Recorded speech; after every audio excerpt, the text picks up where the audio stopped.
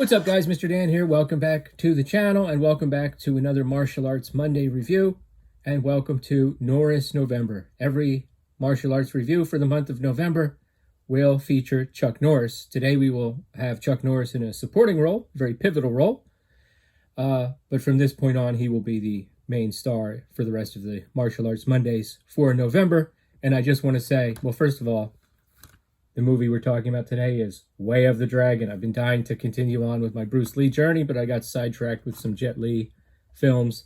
And then for October, we did Kung Fu and horror mashed up together. So by the end of this year, I'm going to review several Chuck Norris films, the rest of the Bruce Lee films, and I will rank the Bruce Lee films. Okay, so that's my goal by the end of the year. But anyway, let me just say a word about Norris November.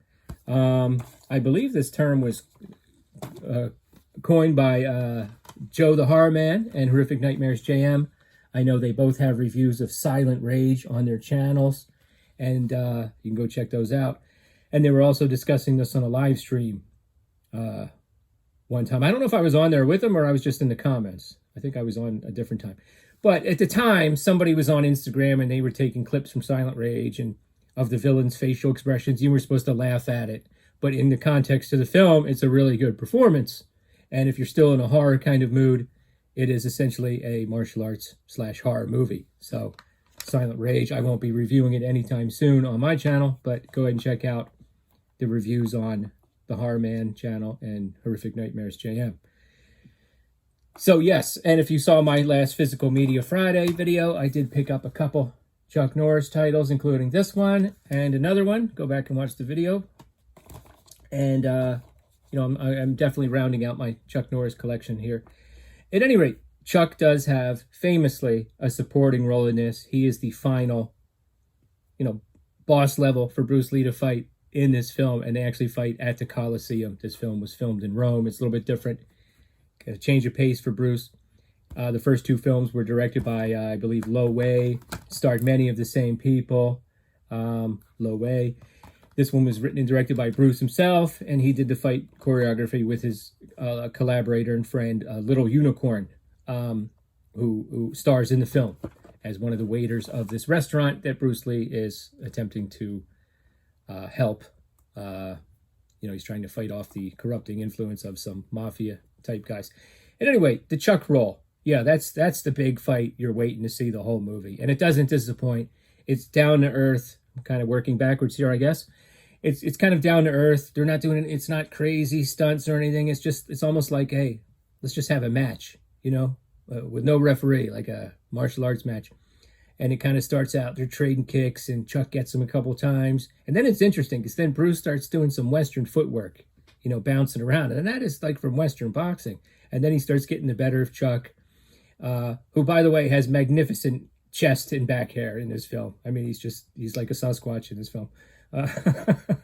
And, you know, Bruce just does what he does, just starts grinding him down and just nailing him with some big kicks. And it's a really good fight. And this setting is very cool. Now, let's back up. Bruce in this film is playing a sort of a country bumpkin who arrives in Rome to help his relative run this restaurant. And they're being exploited by some mafia-type guys. So the head guy is Italian, but his underling is you know, this sort of the archetypal second in command, like a sniveling, cowardly guy who delights in telling people, hey, you got to pay the boss. He doesn't, but he's not going to get his hands dirty. He's not the enforcer. He's just the mouthpiece. And I'm sure that actor's probably done a similar role several times. One of the thugs is played by Bob Wall, who, of course, would go on to appear with Bruce in Enter the Dragon the next year and appeared in many Chuck Norris films, often in small roles. I'm almost wondering why. Why not make him like the main villain? But he did appear in many small roles, sometimes uncredited, and he was also in about 15 episodes of Walker, Texas Ranger. By the way, his nickname in this is Bob. I mean, his name in the movie is Bob. And the only carryover from the first two films, which had many of the same actors, is Nora Mao, who plays the daughter of the restaurant owner. She welcomes Bruce. You know, he arrives off the plane. He doesn't fit in. He doesn't know how to order food. And we get to and this film kind of takes its time. He walks into a restaurant, you know, and it takes him a while to order. And she starts showing him around. explaining how people act around each other, and a very attractive Italian woman sidles up next to him and then eventually leads him back to his apartment, and he's waiting for her to come out, and she comes out topless. So all these Bruce Lee movies, they are rated R, and some of them do have some nudity. So that's about the extent of the nudity. Then he's so bashful he runs out. Now the interesting thing about that is the Bruceploitation film Dynamo, starring Bruce Lee, which I reviewed on the channel, has a very similar scene, and I think they took inspiration from this.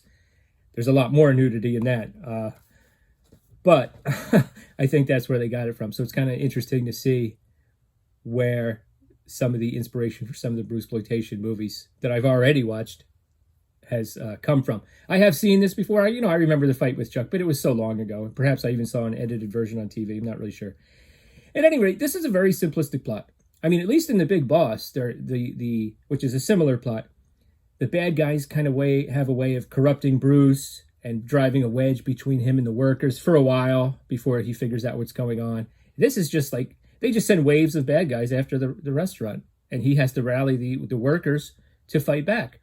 And there's also as is often the case, a Japanese fighter they bring in who's not, he's not at the Chuck Norris level. So after he's taken care of, then it's Bruce and Chuck. Chuck's name in the movie's Colt. And that's when you have this awesome fight in the Coliseum. And that's the movie. There's one little twist at the end that, they kind of seem like it came out of nowhere, but that's what a twist does, I guess. Very sort of simplistic plot. Very interesting film to see in the career of Bruce Lee. He's taking over the writing and directing roles, and does a really good job. Choreography is great. As far as the fights go, there's some great fights in alleys. They grab makeshift weapons. At one point, he has two nunchucks at the same time, and then he throws one away, and then does his whole nunchuck routine and really kicks some ass. But the film does kind of take its time to get going.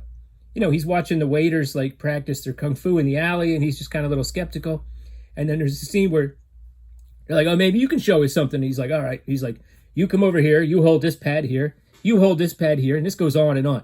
And he's just about ready to do something, and then somebody comes out and is like, "Hey, the boss says get back to work." And I'm like, what are you doing to the audience here? Let's go. But it does pick up. This is a relatively short film. Eventually, you do have some pretty good fight scenes throughout the film. And like I said, the highlight is Bruce versus Chuck. That's the highlight of the film, hands down. Good climax. Anyway, another excellent Bruce Lee film. Way of the Dragon. Have you seen it? What are your thoughts? Let me know in the comments below. And I'll be back probably in December with a few more Bruce Lee reviews. I don't have many left, and I will be ranking the films. And next week, we will be doing a Chuck Norris review. If anybody has a preference, let me know in the comments below. Maybe I could do that. And thanks a lot. I'll catch you next time. Later.